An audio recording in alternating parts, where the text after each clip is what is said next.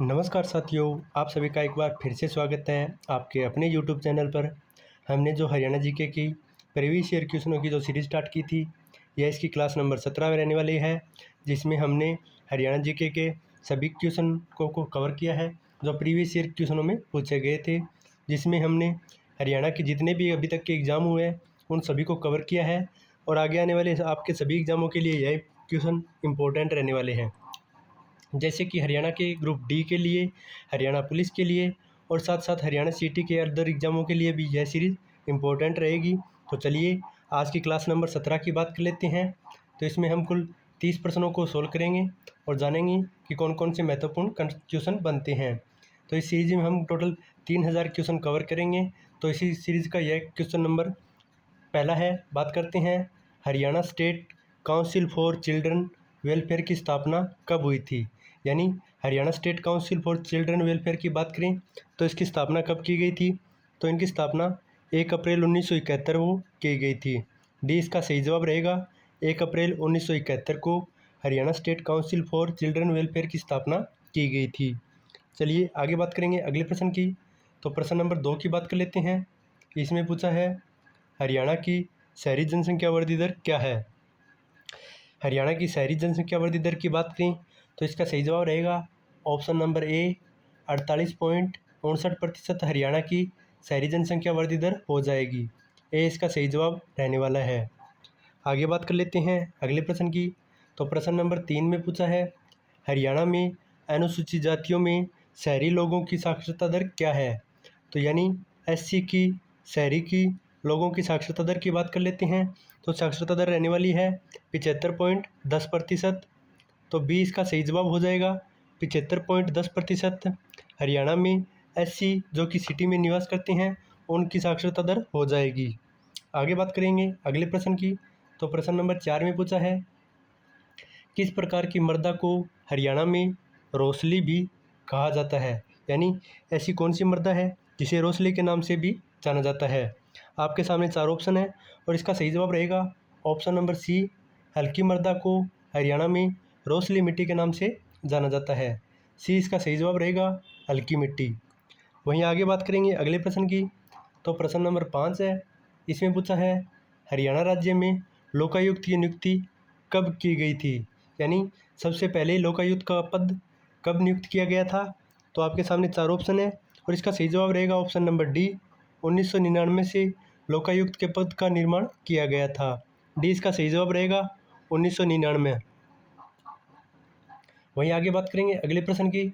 तो प्रश्न नंबर 6 में पूछा है, देवी तालाब शिव मंदिर का निर्माण पानीपत में किस शासक ने करवाया था।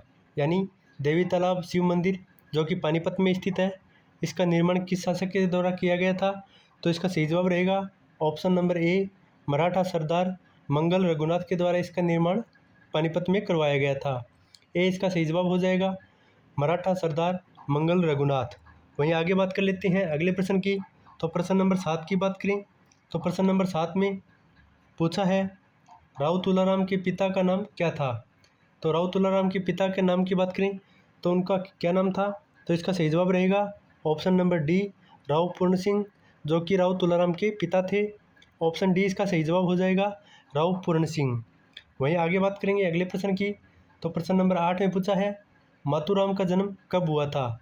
माथुराम के जन्म की बात करें तो उनका जन्म सन 1866 को हुआ था। हरियाणा के गठन से पूरे 100 साल पहले उनका जन्म हुआ था। तो बी इसका सही जवाब हो जाएगा 1866। वहीं आगे बात कर लेते हैं अगले प्रश्न की। तो प्रश्न नंबर 9 में पूछा है, जैनेन्द्र जैन गुरुकुल कहाँ स्थित है। यानी जैनेन्द्र जैन गुरुकुल की बात करें तो हरियाणा के कौन से ज़िले में स्थित है। तो इसका सही जवाब रहेगा ऑप्शन नंबर सी, यह हरियाणा के पंचकुला में स्थित है। सी इसका सही जवाब हो जाएगा। चलिए आगे बात कर लेते हैं अगले प्रश्न की। तो अगला नंबर प्रश्न रहेगा प्रश्न नंबर 10 रहेगा।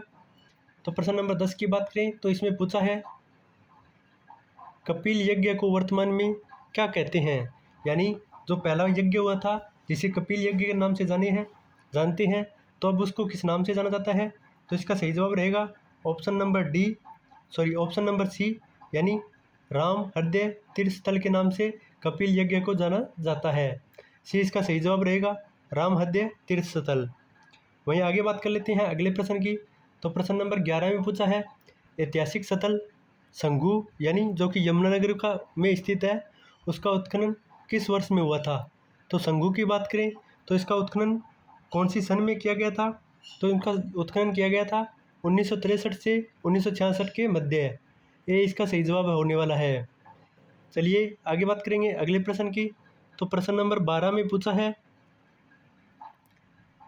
कहाँ से प्राप्त हुए अभिलेख में संगीत के 7 स्वरों का अंकन था। यानी संगीत के 7 स्वरों का उल्लेख हरियाणा के कौन से अभिलेख से प्राप्त हुआ है। तो इसका सही जवाब रहेगा ऑप्शन नंबर डी, अगरवा के अभिलेख से संगीत के 7 स्वरों का उल्लेख मिलता है। डी इसका सही जवाब हो जाएगा, अगरवा जो कि हिसार में स्थित है। वहीं आगे बात करेंगे अगले प्रश्न की। तो प्रश्न नंबर 13 में पूछा है सिलाई मशीन उद्योग हरियाणा के किस नगर का प्रमुख उद्योग है। सिलाई मशीन उद्योग की बात करें तो हरियाणा के कौन से जिले का प्रसिद्ध उद्योग है। तो इसका सही जवाब रहेगा ऑप्शन नंबर बी, हरियाणा के अम्बाड़ा को सिलाई मशीन उद्योग के नाम से भी जाना जाता है। बी इसका सही जवाब रहने वाला है, अम्बाड़ा। आगे बात करेंगे अगले प्रश्न की। तो प्रश्न नंबर 14 है, इसमें पूछा है अम्बाड़ा और हरिद्वार को कौन सा राज्य राजमार्ग जोड़ता है। तो अम्बाड़ा और हरिद्वार को जोड़ने वाले राजमार्ग की बात करें तो इसका सही जवाब रहने वाला है ऑप्शन नंबर सी, NH-72। और NH-72 जोड़ता है अम्बाड़ा और हरिद्वार को। सी इसका सही जवाब रहेगा, NH-72 अम्बाड़ा और हरिद्वार को जोड़ने वाला राष्ट्रीय राजमार्ग हो जाएगा। वहीं आगे बात करेंगे प्रश्न नंबर 15 की। तो प्रश्न नंबर 15 में पूछा है भगत फूल सिंह महिला विश्वविद्यालय की स्थापना कब की गई थी। तो भगत फूल सिंह महिला विश्वविद्यालय की बात करें तो इसकी स्थापना हरियाणा में 2006 में की गई थी। ये इसका सही जवाब रहेगा, 2006 में भगत फूल सिंह महिला विश्वविद्यालय की स्थापना की गई थी। वहीं आगे बात करें अगले प्रश्न की।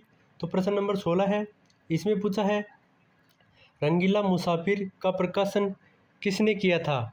यानी रंगीला मुसाफिर की बात करें तो इसका प्रकाशन किसके द्वारा किया गया था। तो इसका प्रकाशन प्यारेलाल के द्वारा किया गया था। डी इसका सही जवाब रहेगा, ऑप्शन नंबर डी, प्यारेलाल के द्वारा रंगीला मुसाफिर का प्रकाशन किया गया था। वहीं अगले प्रश्न की बात करें तो प्रश्न नंबर 17 में पूछा है अंग्रेज़ों को सबसे बड़ी संकट का सामना दिल्ली के चारों ओर बसे किस प्रदेश में करना पड़ा था। यानी अंग्रेज़ों के सबसे ज़्यादा मुसीबत कौन से इलाके से हुई थी। तो इसका सही जवाब रहेगा ऑप्शन नंबर सी, गंगा घाट के किनारे उनको सबसे ज़्यादा समस्या हुई थी, गंगा घंघट के पास। या तो यह गंगा घग्गर पाएगा या गंगा घंघट के नाम से ही होगा। सी इसका सही जवाब रहेगा, ऑप्शन नंबर सी, जिसमें अंग्रेज़ों को सबसे अधिक समस्या का सामना करना पड़ा था। आगे बात करेंगे अगले प्रश्न की। तो प्रश्न नंबर 18 में पूछा है सन 1965 में भारत सरकार के लोकसभा के अध्यक्ष कौन थे। तो 1965 में भारत सरकार के लोकसभा के अध्यक्ष की बात करें तो उसमें के अध्यक्ष थे सरदार हुकम सिंह। यानी इसका सही जवाब रहेगा ऑप्शन नंबर सी, 1965 में लोकसभा के अध्यक्ष सरदार हुकम सिंह थे। आगे बात कर लेते हैं अगले प्रश्न की। तो अगला प्रश्न रहने वाला है प्रश्न नंबर 19 है, इसमें पूछा है हिलना पत्थर चरखी दादरी के कौन से गांव में उपलब्ध होता है। यानी हिलना पत्थर जो कि चरखी दादरी जिले में स्थित है, यह कौन से गांव से निकलता है। तो इसका सही जवाब रहेगा ऑप्शन नंबर सी, यह हरियाणा के कलियाणा गांव से निकाला जाता है जो कि चरखी दादरी में स्थित है। सी इसका राइट आंसर रहेगा।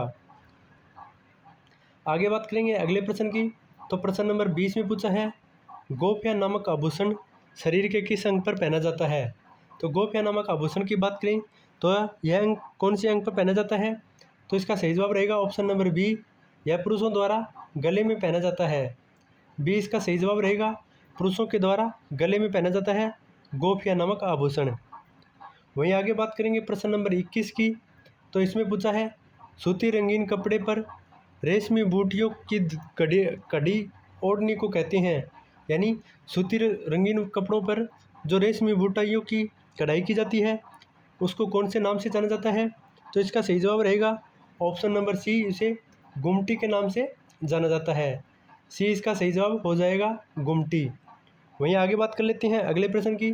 तो प्रश्न नंबर 22 में पूछा है, बूढ़ा बाबा का मेला कहाँ आयोजित होता है।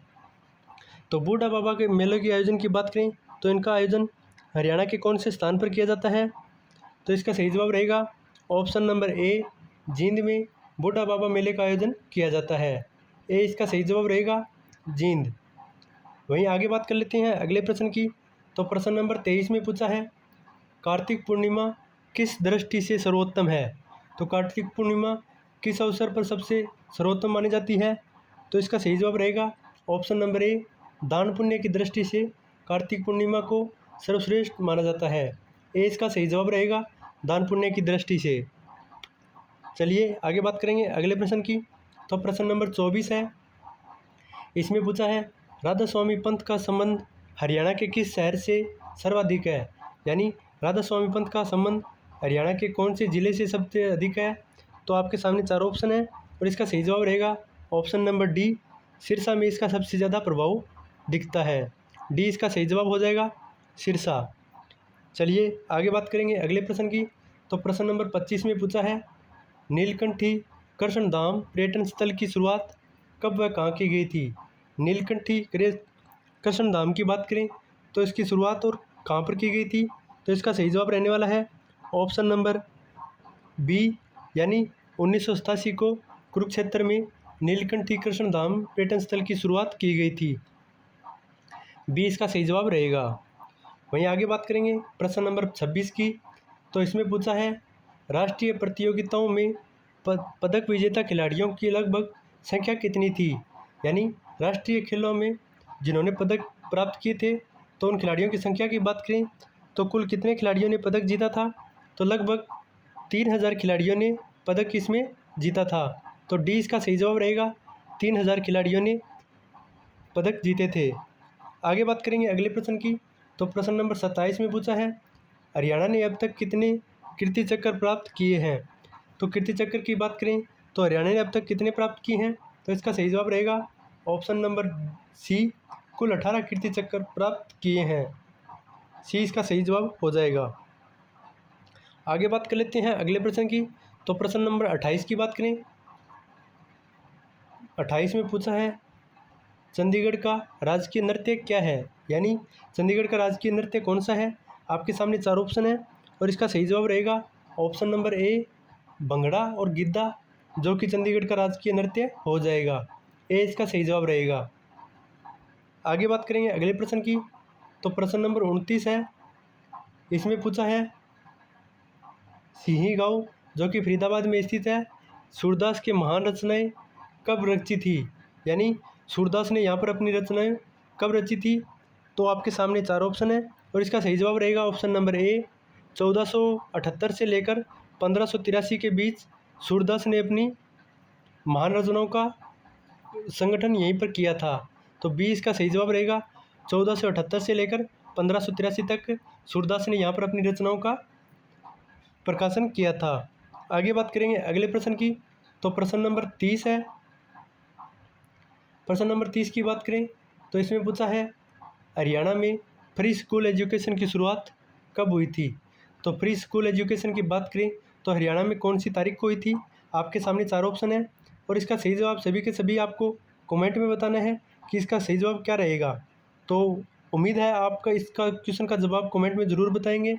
और साथ साथ अगर वीडियो पसंद आई है तो वीडियो को लाइक करें और साथ साथ चैनल को सब्सक्राइब कर लें, ताकि आगे आने वाली एजुकेशन की सभी की वीडियो जो कि हरियाणा जीके से रिलेटेड रहेगी, आप इस चैनल पर देख पाएंगे। और किसी भी अपडेट के लिए भी आप इस चैनल को सब्सक्राइब कर लेते।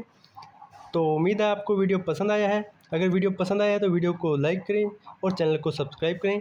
मिलती है एक नई वीडियो के साथ, तब तक के लिए धन्यवाद।